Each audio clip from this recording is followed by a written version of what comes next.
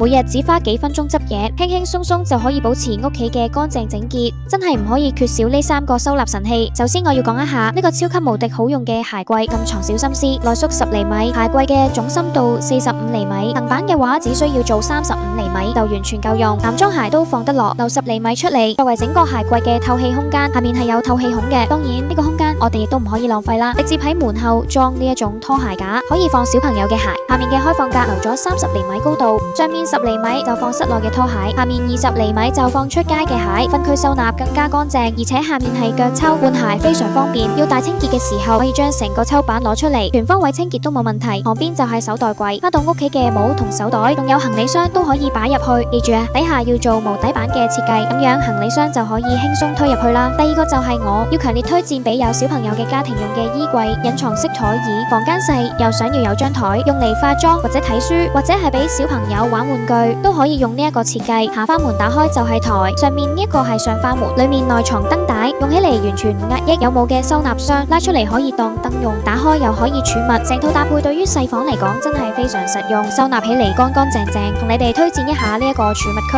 雜物係你無論擺喺台面，抑或放落地，都係特別阻撓，又容易積塵，隨便放入櫃又好容易唔記得或者找唔到。咁就利用轉角嘅區域做一個雙開儲物櫃，將屋企嘅雜物、日用品、不常用嘅嘢全部放入去，外面就整整齊齊啦。一定要用呢一種大角度開門嘅門框，咁你睇過去嘅時候視野更闊落，揾嘢都更加方便。以上就係今日要同大家分享嘅收納神器，有任何問題就留言提出啦。如果想了解更多，歡迎關注我哋。